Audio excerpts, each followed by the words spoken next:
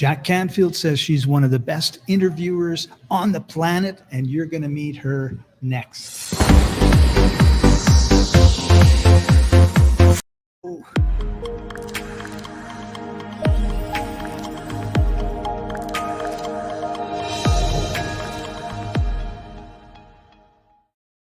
I hit the wrong button. I was a little bit ahead of myself. It's a couple months away from New Year's. Our guest today is the talk show maven. She's known as many as the queen of interview, marketing, and conversation. As a child, she dreamt of being on the radio. However, her broadcasting journey did not begin until she was 55 years old and sitting in the ICU at her mother's bedside. And so those of you that think it's too late, I have to tell you, it's never too late. Since then, she's gone on to become a former CNN radio correspondent, a 5-time award-winning talk show host, international best-selling author, CEO and founder of Raven International Broadcast Media Empire. And the reason that I asked her to come on is this week she is hosting the Profitable Podcaster Conference, the Academy, and I wanted to share that with all of you. So with that, welcome to the show, Raven Blair Glover. How are you doing today? I am Peachy King, and it's so good to see you, Scott. We were talking offline. It's been, wow. I think the last time you and I actually talked was when we did the Amazing Moms Past and Present. Yeah, years That's ago. Right. And that was just such a wonderful experience for me. And for those of you that don't know what that was Raven had a bunch of questions to ask your mom. And these were all things that you don't normally ask questions of. And then if they pass away, then you wished you knew. And my mom just had a great time with it. And all of her nieces and nephews just loved it. And it was just a really wonderful experience. And I want to thank you for giving my family and I that opportunity. Well, thank you. Yeah, and we do it every year at Mother's Day. So absolutely. But I'm excited to be here. Hi, everyone. Excited to talk to your audience. So one question that I have, Raven, before we get in, I want to get into the Profitable Podcasters right away. But what would you say is the number one secret for interviewing people? Being a better listener than a talker. I really think that helps because we miss so much when we're, not focused. We're thinking of what's the next question, or we're over talking them. And they give you all these little jewels in between that will make great questions, or that you can really expound on whatever the answer they said. So I think for me, it's been just being an extremely good listener and trying to catch everything that I can dive deeper on. That's beautiful. I know one of the most frustrating things is when someone is talking and they never take a breath. And I had to learn that. I come from the world of sales and customer service before I got into doing a talk show. So I always tell people, before I was known as a talk show maven, I was basically known as the telephone diva. I was the person that would call your house and close the sale. And you'd be like, what did I just get? Yeah. So I learned those listening skills from my boss, Barkley Fisher, back then, because he was like, you got to listen in order to sell these magazines, which is what I sold. He said, you got to really listen. Don't listen so much to what they're saying to you. Listen to what they're not saying to you. And the only way you can get to that is to really listen to what they're saying to you. Okay. Very cool. Yeah. Very cool. Mm-hmm. I find sometimes that I get people on who are speakers from the stage. And they are just so used to, like, I've got 45 minutes, I've got an hour and a half of information, and I'm going to be a fire hose to my audience of 500 or 1,000 people. And they just go and they don't stop. And then when I'm interviewing them, sometimes I remember to say beforehand, but not often. It's just like, take a breath. Mm-hmm. You're not on stage. This is a conversation, not a monologue. You're not doing a presentation here. You're not doing a presentation. Yes, because right. I've had that situation. I literally have been able to, close out my camera, run, get me some water, heat up coffee, and then come back, and they're still doing it. I'm like, Okay. You know, it was just one question. Just one You question. That's only right. needed one answer. You don't need a novel. So, so let's talk about the Profitable Podcaster Summit that you've got going on this week. Oh, And that yeah. is occurring actually on the 17th, 18th, and 19th Hmm. this week. So how Yeah, did it get started? That's Thursday. right, Thursday, 3 days. Hmm. How did it get started? Like, what's your purpose? Motivation for it. Yeah. Hmm. Well, I tell you what, it was one of those times where I felt like, I've been so much behind the scenes, and because I have my radio station on iHeart, we have a podcast network, and now we have a TV network with several channels on Roku, Amazon Fire, and Apple TV. And I have 35 hosts that I have to manage between the podcast, radio, and TV network. And we also opened up the Profitable Podcaster Agency. And I'm doing all this behind the scenes stuff, which I love, consulting, producing, and all that. And my interview has went from me always interviewing to doing this much. And I'm like, and I'm way too busy to get on social media and stuff. That's not my thing. And I'm like, okay, it's time for me to figure out what I want to do. Do I just want to just disappear because I'm slowly disappearing, or do it and because I'm in the back scenes doing stuff, or do I still want to be out front and interview, and have these great conversations that I love? And I decided, yeah, I don't know if you know this, and I'm proud to say it because, as you said in my bio, my age starting was 55, but I wanted to have and be on the radio since I was 13. That was my little kid dream. But I was too much of a Casper, and I always felt unheard, dismissed, overlooked. And so when I heard a guy by the name of Alex Mendozian say at the hospital that the quickest way to become an expert is to interview experts, that got me excited, Scott. It did. And the little 13-year-old Raven just popped out and said, okay, it's time. And I created my show I think that was February 6th. I heard Alex say that. April 23rd, 2006, same year, just a few months afterwards, I launched my first show. And it's always been Wow. me interviewing, interviewing, and interviewing. And so I missed that. My husband said, you're not in your element anymore. Why aren't you on the air anymore?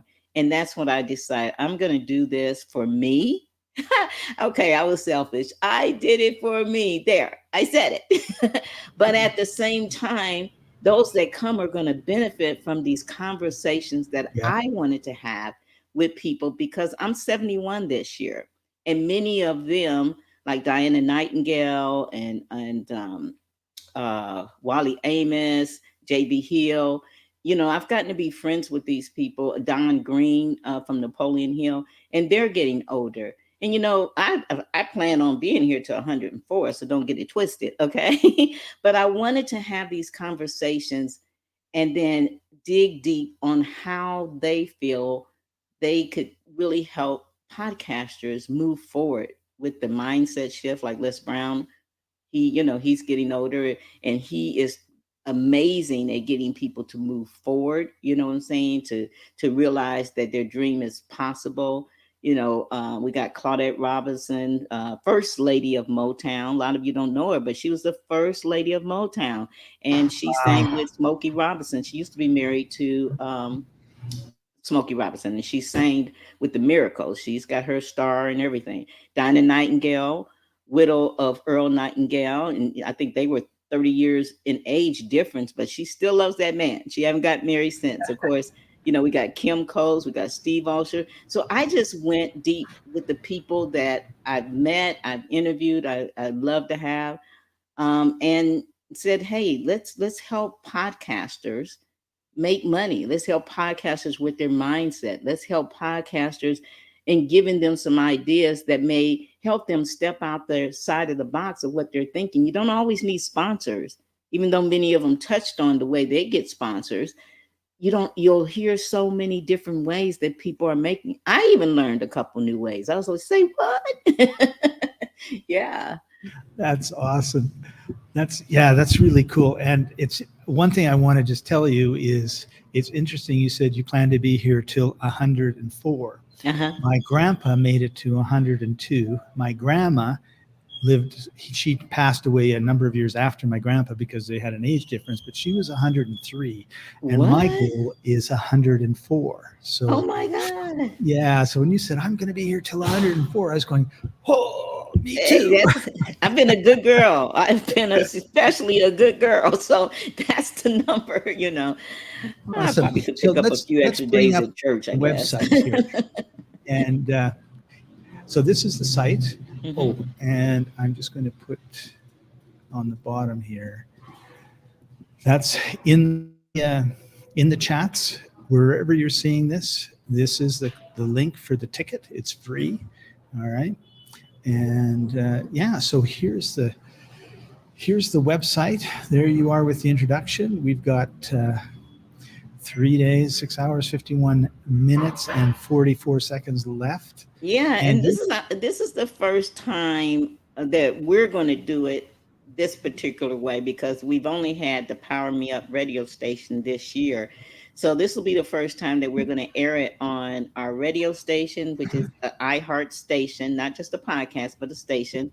And so we're going to air it there for those people that just want to go to iHeart on their phone or whatever and find us there.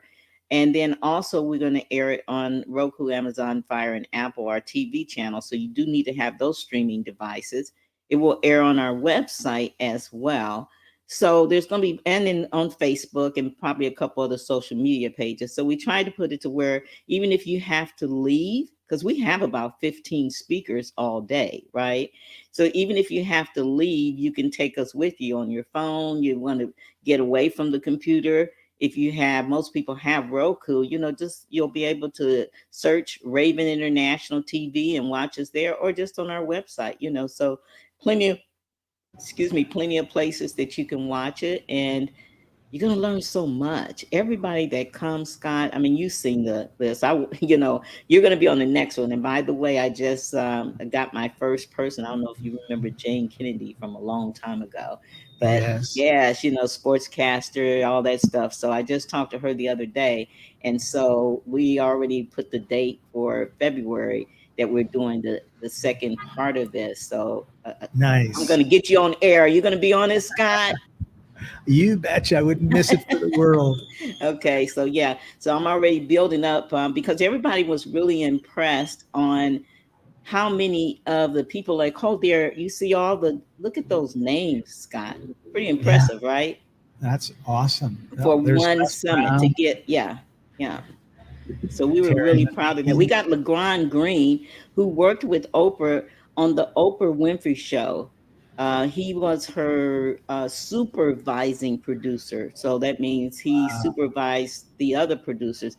And he wasn't able to make it, but we have a recording from me and him interviewing him a while back where he kind of shares the story, some of the background of what Oprah and all them went through. You Oh, guys are going to neat. love that. It's amazing. And you have Wally Amos. Is that the famous Amos? Famous Amos? Amos, he's another one. There's three of them that we weren't able to get, but they agreed that I could air one of the because I've interviewed them several times, and so we're pulling out the best interview of him. Wally's 86, 87. So Wow. I talked to Do his you know wife. Grego? Who Grego Amos? do I know him? You said? Yeah, yeah. Uh-uh. He's grandpa or something of the famous Amos. Oh, is But he okay? yeah, and he's down here. I'm in Medellin, He's Colombia. still around? Okay. He's still around. Well, he was in. I haven't talked to him this trip, but almost every trip, I visit with Grego, and I didn't Okay. realize the first 3 or 4 times that we got together. We had mutual friends that introduced us, and we Okay. connected, and we sort of wander around Medellin, and sometimes we'll have coffee somewhere and just have a great time. Wonderful guy. And then Yeah. one day, I don't know if he brought it up or I asked or whatever. And he says, yeah, it was, and I forget if it was his uncle, his grandpa, or his dad or what, but Grego was hanging around Colombia and just enjoying life. Just a wonderful, wonderful man. Yeah. Well, so is Wally. Wally's just one of my favorite people, you know. I was hoping to get him live, but yeah, So this then will he be a didn't. combination of lives, interviews, and pre-recorded. Yeah, it will be a combination. It wasn't my choice. It was just a couple people that really wanted to be a part of it, but just couldn't, like Kim Coles and Rolanda. They both right now are booming in their acting and stuff, So it's timing on everything. And one of the things that I teach people is when we do summits, you always want to, when you're interviewing, I should have said this as being a big key for all of you that are listening, always make it easy and easy breezy for them. Okay. And so if you make it tough, it's going to be a no. Even if they like you, it's going to be a no. Of course, if you have a lot of downloads and stuff, it'll probably be a yes. But I'm just saying for the average people. And I try to talk and work with Scott, with average people, okay, going through the average problems. I don't like painting too big of a picture that most people can't get there because the average people, as you know, Scott, are not making money in podcasting, right? The average Right. people are struggling. The average people love doing their shows, but they hate they're not making money.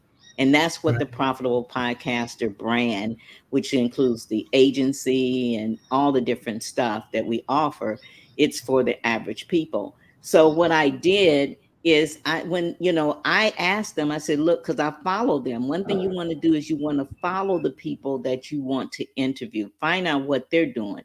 They shouldn't have to tell you before you tell them. Okay. And so I knew that Kim Coles and Rolanda were in the middle of assignment because I'm watching them on LinkedIn post all these wonderful things that are happening to them, and I'm congratulating them and stuff.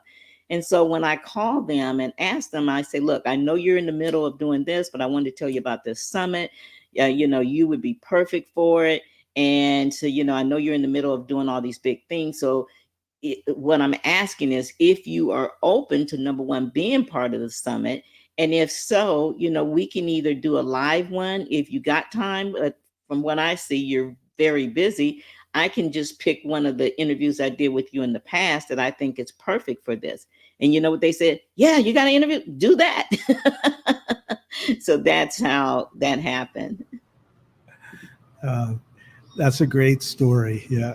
And it also goes to, these are not relationships that you just started yesterday.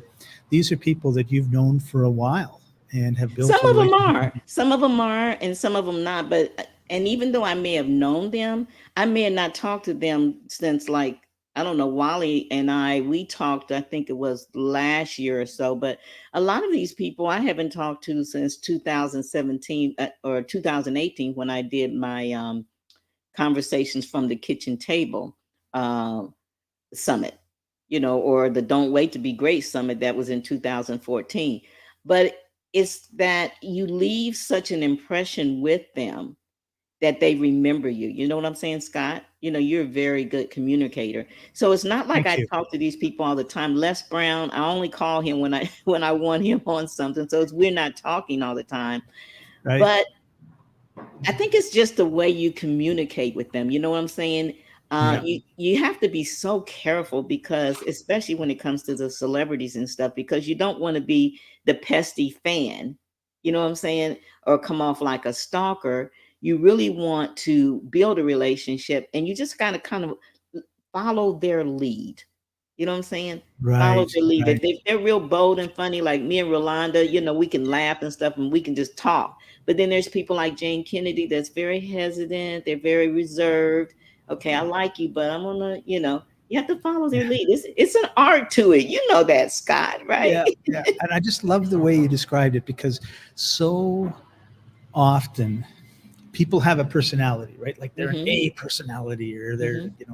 or they're easygoing or whatever it is, and they don't adjust it. I Mm-hmm. guess in NLP you would call it modeling, but they don't adjust it to the type of person, the type that the person is that they're talking to, which then Mm-hmm. Mm-hmm. causes oftentimes like grating, like this certain type of personality doesn't like another type of personality. And Yeah. if that's your natural and you don't adjust, then, you're not going to have a very good relationship with that person. And Yeah. it's not about changing who you are. It's about um, adjusting and respecting the other person, right? Like if they hate um, green. I love green, but if you know they hate green, then don't wear green when you get on Zoom with them because it's just going to drive them crazy, right? Yeah. Yeah, you're so right. You have to know them.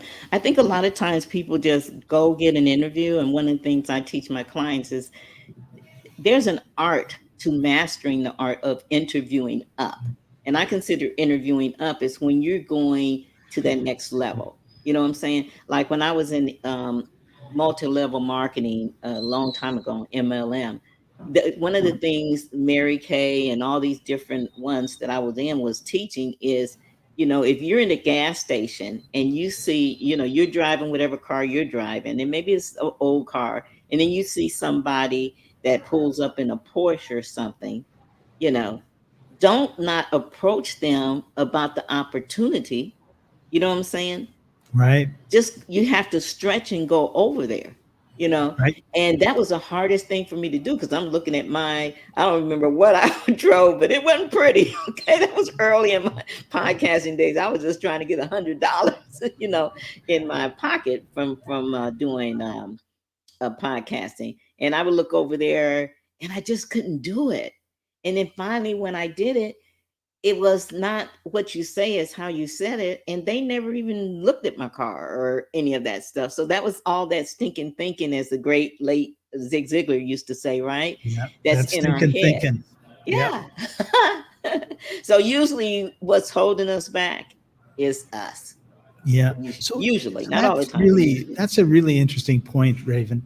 Do you ever, like, oftentimes, and I don't do it enough now, but let's say that there's some, well, I can tell you that when I'm on in February, before I go on, I'm going to be sitting quietly and I'll probably have my eyes closed and I'm probably going to be running through the presentation or the talk we have.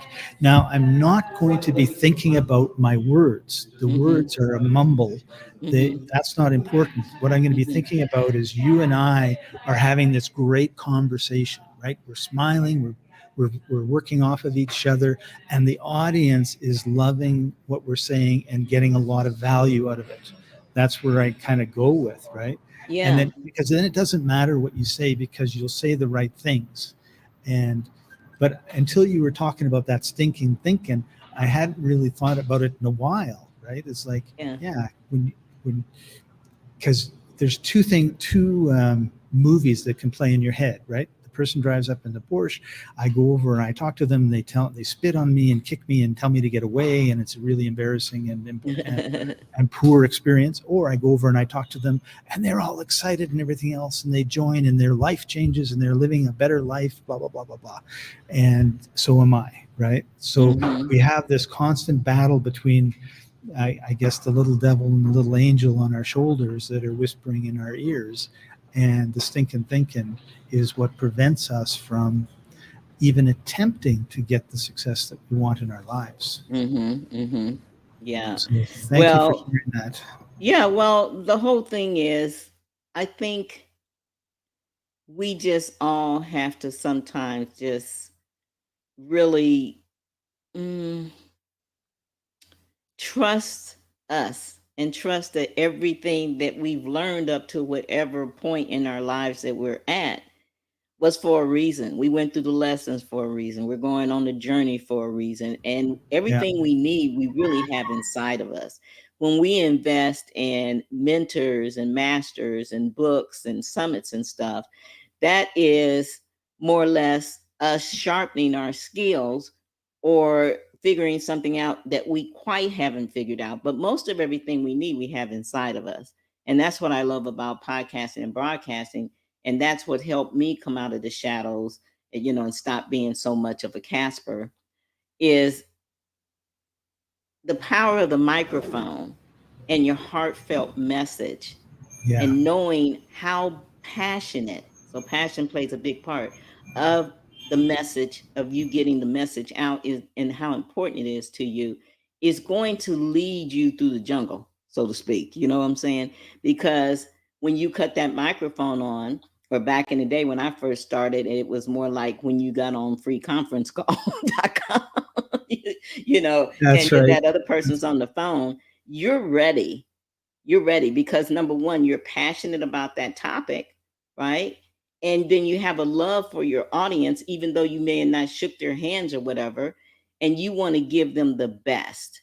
And I think when we think like that, whether we're building content, writing a book, broadcasting, it's always not so much what's in it for us, but what's in it for them. Even though I said that I did this summit for me, I really did. But I still had to keep in mind the purpose of the summit is for those that come to be able to walk away with not just one, but 3 days full of pack your bag moments and walk away taking something and put it in place. And when I introduce the different speakers, you'll hear me in the summit reminding you to pick one thing. One thing. If you pick, we have 38 or 39 speakers. If you pick one thing and put it by each speaker's name, because everybody's going to get a little pamphlet that you can take away, one thing that feels comfortable to you. And you might see that out of 39 speakers, 5 of them touched on the same thing, or 15 people touched on the same thing, because most of the stuff is not new, right, Scott? It's most of the stuff we learn, we think it's new, but we've heard it before, but it's just that maybe we're ready to receive it now because of where How you many are in your times life. have you heard someone say, you know, I heard you say that like last year and last month and last week, but today I really got it. Yeah. And sometimes it's just the timing of life and what we're going through that we don't get it. In fact, you'll hear me talk to Les Brown about, I've always heard that story of where that lady said that asked him at the grave of his best friend, did his friend ever do the cookbook? And he said, Les Brown said no. And the lady said, he took it with him. I heard that story over and over and over again. But when mother was at the hospital, I took, believe this, don't laugh. You guys are going to laugh, but Scott don't know what I'm talking about. I took a cassette player to the hospital with me of a recording I had recorded of Les Brown on a conference call, and he was doing a talk and he was sharing the story again. And this is probably like the 10th time I had heard the story. But because of what I was going through, and I guess I was more quieter, meaning I wasn't around doing a lot of stuff because I was sitting at the hospital in the ICU unit. I lived there. I slept there. I never left there, for 3 solid weeks. So the stuff I heard before, I heard it in a different way this time. And it was saying, your mom's going to need you. You're 55.